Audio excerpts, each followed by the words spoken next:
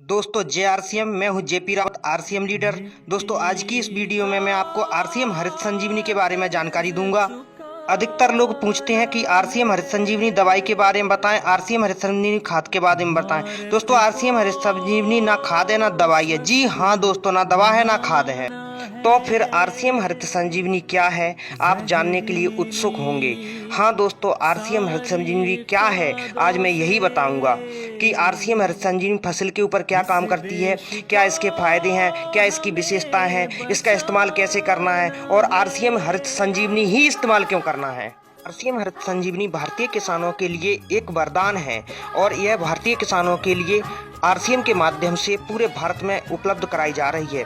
दोस्तों यह इजराइल तकनीक पर आधारित 4 तरफा एक उपचार पद्धति है जिसमें सबसे पहला पैकेट स्टेज नंबर 1 होता है, जो दोस्तों 250 ग्राम का होता है और 1 एकड़ भूमि के लिए पर्याप्त होता है। इसे हम जब फसल जमीन में जब बीज बोते हैं उससे पहले ही जब खेत को तैयार कर रहे होते हैं तो मिट्टी में डालना होता है। दोस्तों इसका बहुत शानदार रिजल्ट होता है। इसका जमीन में ये रसायन के अघुलनशील घटकों को घोल देता है और दोस्तों जमीन को भुरभुरी बनाता है। ये 250 ग्राम का पैकेट है, 1 एकड़ भूमि के लिए पर्याप्त है। इसको दोस्तों खेत में किस तरह से हमें डालना है, आइए दोस्त और अच्छे से समझते हैं कि इसको हम खेत में कैसे इस्तेमाल करना है। 1 एकड़ भूमि में इस्तेमाल किस तरह से इसको करें। दोस्तों हम यूरिया, डीएपी या कोई भी खाद ले सकते हैं। पैकेट को दोस्तों हमको निकालना है और उसको काटना है। काट के उसमें से जो सामग्री निकलेगी उसे हमें यूरिया, डीएपी या जो भी खाद है हमारे पास, या हम सूखी मिट्टी ले सकते हैं। मिट्टी 25-30 किलो मिट्टी ले सकते हैं या हम ड्रिप इरिगेशन के माध्यम से भी इसको डाल सकते हैं और मिट्टी में मिला के डालें तो और बेटर है। और इस तरह से डालना है दोस्तों, जैसे कि खेत में, खाली खेत में हम इस तरह से इसको डाल रहे हैं। ये आप देख रहे हैं, ये चित्र में जो डाल रहे हैं महाशय, इस तरह से हमें इसको डालना है। और दोस्तों डालने के बाद हमें इसमें क्या करना है, खेत में पानी देना है। पानी देना अत्यंत जरूरी है क्योंकि पानी देने के बाद ही ये एक्टिव होता है। क्योंकि दोस्तों ये एक सोयल कंडीशन है और सोयल कंडीशन बंजर भूमि को उपजाऊ बनाने के लिए किसान भाई अलग से मार्केट से खरीदते हैं, जो पानी देने से ही भूमि पर एक्टिवली कार्य करता है। क्योंकि जो बंजर भूमि यूरिया डीएपी डाल के हो गई है, क्योंकि दोस्तों विकसित देशों में जो यूरिया डीएपी इस्तेमाल किया जाता है वहाँ पेट्रोलियम कैरियर से निर्मित किया जाता है, जो वायुमंडल में उड़ जाता है और जमीन को नुकसान नहीं पहुँचाता है। लेकिन भारत में जो यूरिया डीएपी रासायनिक खाद निर्माण होता है वह सिंथेटिक प्लास्टिक पॉलीमर कैरियर से निर्माण होता है। दोस्तों जब हम यूरिया खाद खरीदने जाते हैं तो आपने देखा होगा कि यूरिया पे लिखा रहता है 46% नाइट्रोजन, तो 54 किलो क्या है दोस्तों, सिंथेटिक प्लास्टिक पॉलीमर कैरियर होता है। सुपर में भी दोस्तों 16% सुपर, 84 किलो वही कैरियर होता है। पोटास में भी दोस्तों 60% पोटास, 40 किलो वही प्लास्टिक पॉलीमर कैरियर सिंथेटिक होता है। भारत में रासायनिक खाद दोस्तों ऐसे बनता है, इसको समझते हैं। रासायनिक खाद में आवश्यक मात्रा में जीवन द्रव्य तथा उन्हें जमीन में पहुंचाने वाले कैरियर होते हैं। यह कैरियर इस तरह होने चाहिए जो जमीन में जाकर स्वयं नष्ट हो जाएं, मगर वास्तविकता में दोस्तों यह अघुलनशील होते हैं।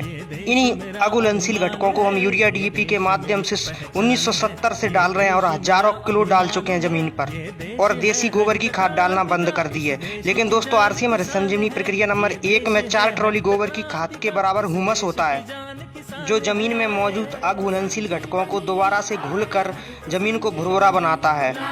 जो सख्त कठोर मिट्टी को भुरभुरा बनाता है वह रसायन के अघुलनशील घटकों को घोल देता है। जमीन में दोस्तों यह नमी को बढ़ाता है जिससे सूक्ष्म जड़ों की वृद्धि होती है। क्या होता है, अधिकतर सख्त भूमि में दोस्तों जो प्राइमरी रूट यानी पौधे की जो मुख्य जड़ होती है वो तो धंस जाती है, लेकिन जो छोटी छोटी सेकंड आसपास की अगल बगल की जो छोटी छोटी जड़ें होती हैं, सेकेंडरी रूट होती है, जो रूट हेयर यानी बालों जैसी पतली पतली जड़ें होती हैं, उनका विकास दोस्तों भुरभुरी जमीन में ही होता है, सख्त जमीन में नहीं होता है दोस्तों। और यही जड़ें पौधों के मुंह होते हैं जो भोजन पहुंचाने का कार्य करते हैं। इसीलिए इस प्रक्रिया को जमीन में डालना अत्यंत जरूरी है, जो कार्बन को बढ़ाता है, सूक्ष्म तत्वों की मदद करता है, नमी को बढ़ाता है, बहुत लाभ पहुंचाता है दोस्तों। अब बात करते हैं दोस्तों प्रक्रिया नंबर यानी पैकेट नंबर 2, 3, 4 के बारे में। इन्हें दोस्तों हम प्लांट ग्रोथ प्रमोटर भी कह सकते हैं और यह प्लांट ग्रोथ प्रमोटर ही हैं।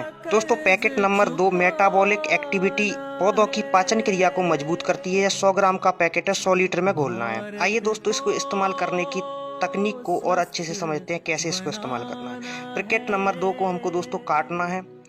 दोस्तों 10-10 लीटर करके हमें 10 बाल्टी पानी लेना है, 100 लीटर पानी लेना है, क्योंकि 100 ग्राम का पैकेट है तो 100 लीटर पानी में घुलेगा। 1 ग्राम 1 लीटर पानी में घुलता है। ठीक है दोस्तों, इसको घोल बनाना है। घोल बनाने के बाद इसको हमको पौधों पे छिड़काव करना है।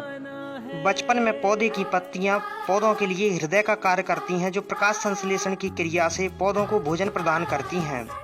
इस उपचार पद्धति में मौजूद ऑर्जिनोन जैसे एमिनो एसिड्स पौधों की पत्तियों को प्रकाश संश्लेषण की क्रिया तथा पौधे को जोड़ों को और पत्तों को मजबूती प्रदान करता है।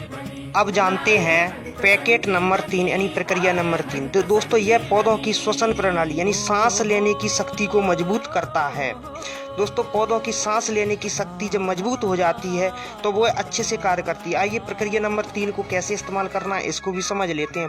दोस्तों ये भी 1 ग्राम 1 लीटर पानी के अनुपात में इसको छिड़काव करेंगे, यानी ये 150 ग्राम का पैकेट है तो 150 लीटर पानी यानी 15-15 लीटर की 10 बाल्टियों में इसमें घोल बनाना है और इसका छिड़काव पौधों पर करना है। इन छिड़काव वाले पैकेटों के अंदर दोस्तों ऑर्जिनिन जैसे एमिनो एसिड्स हैं, जो प्रक्रिया नंबर 3, 2 के अंदर 4 के अंदर हैं। पैकेट नंबर 3 के स्प्रे से शाखाएं मजबूत होती हैं, मादा फूलों की संख्या अधिक आती है, पौधों में जवानी यानी जो हार्मोन्स हैं उनके वो जवानी वाले वो हार्मोन्स मजबूत करता है, यौवन शक्ति को बढ़ाता है।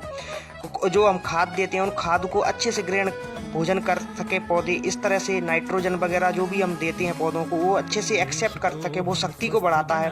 फसल में कार्बन डाइऑक्साइड नाइट्रोजन को अच्छे से संतुलित मात्रा में ग्रहण करने की शक्ति बढ़ाता है। फसल की प्रतिकूल परिस्थिति में फूल पत्तों को थमने की क्षमता बढ़ाता है, जिससे दोस्तों फसल मजबूत बनती है। अब बात करते हैं दोस्तों उपचार पद्धति 4 के बारे यानी पैकेट नंबर 4 के बारे में, जो पौधों को पोषण की उपलब्धता प्रदान करता है, न्यूट्रिशन एबिलिटी प्रदान करता है।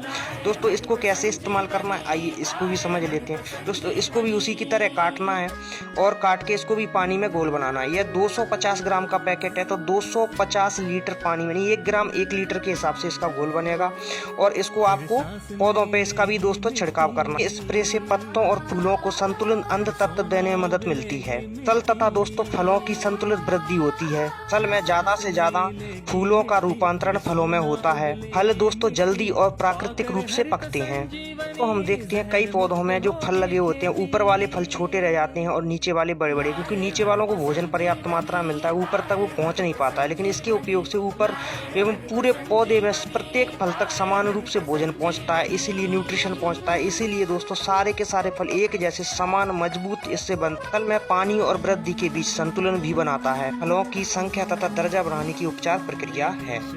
इसके उपयोग से दोस्तों जड़ें अच्छे से भोजन को ग्रहण करके पौधों तक पहुंचाती हैं, फलों तक पहुंचाती हैं और फल सारे के सारे फल एक समान बनते हैं, बड़े बनते हैं, चमकदार बनते हैं।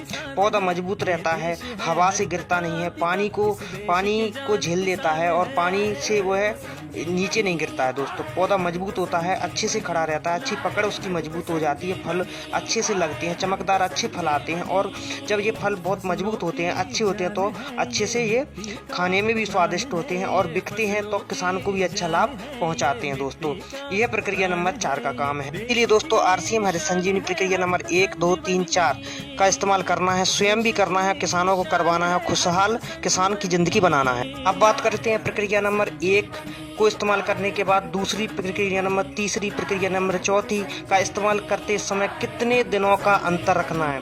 तो दोस्तों इसकी जानकारी के लिए जब आप हरित संजीवनी का पैकेट खरीद के लाएंगे तो उसमें एक चार्ट निकलेगा, उसमें एक पर्चा निकलेगा। उस पर्चे पर सारी जानकारी दी हुई है कि प्रत्येक पैकेट को दूसरे पैकेट को डालते समय, चौथे तीसरे को डालते समय कितने दिन का हमें अंतर रखना है। और ध्यान यह रखना है कि छिड़काव करते समय खेत में नमी होना आवश्यक है।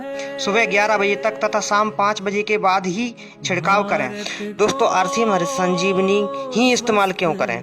तो दोस्तों आरसीएम हरित संजीवनी हमें इसलिए इस्तेमाल करना है क्योंकि जो ऑर्गेनिक प्रोडक्ट है इसके इस्तेमाल से दोस्तों 40% तक रासायनिक दवाइयाँ, कीटनाशकों की बचत होती है। धीरे धीरे यूरिया, डीएपी, सुपर, पोटास आदि खाद दोस्तों कम होता चला जाता है।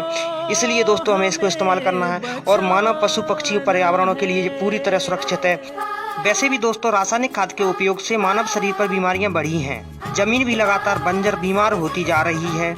धरती माता, भारत माता को स्वस्थ करने के लिए, मानव शरीर, जीव जगत की सुरक्षा के लिए आरसीएम हरित संजीवनी ही इस्तेमाल करें। लागत कम है, मुनाफा ज्यादा है, इसीलिए आरसीएम हरित संजीवनी ही इस्तेमाल करना है।